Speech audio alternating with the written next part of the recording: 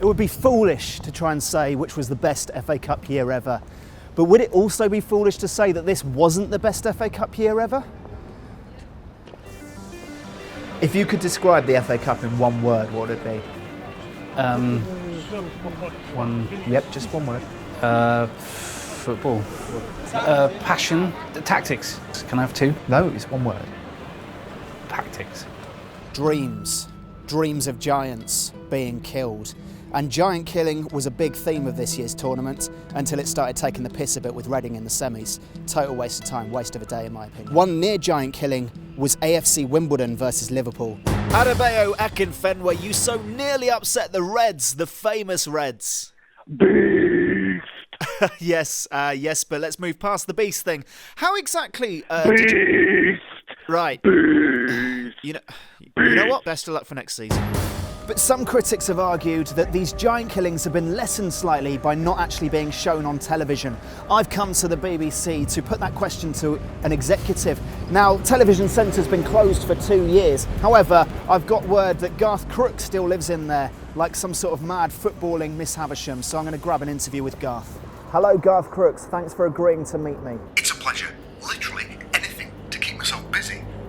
Why wouldn't you show any FA Cup, Garth? We talk about this so-called magic. Now you tell me, what's rule 1 of magic?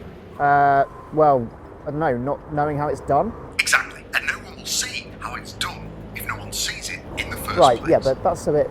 You can't Would really... you like me to tell you my Premier League team of the week?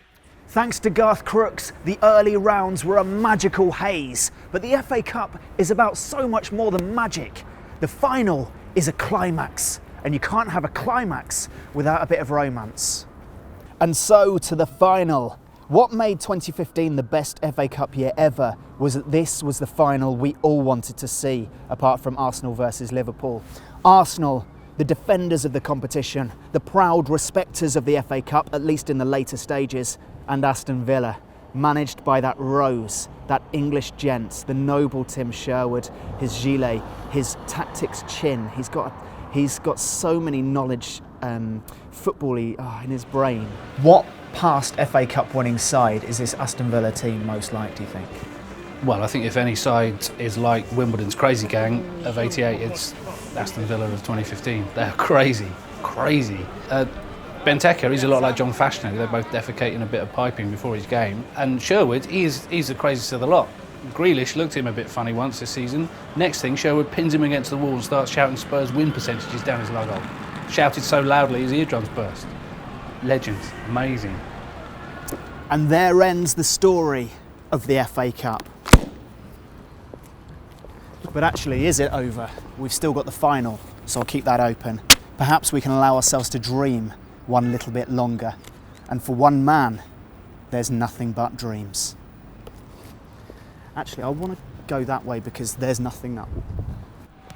It's the final few seconds, the game's still goalless, and Steven Gerrard cuts inside and lets rip a screamer! It gives the keeper no chance, it's a goal! It's the most spectacular own goal the FA Cup final has ever seen! What was he thinking? When did that happen? Oh, nuts. Happy birthday! Happy birthday!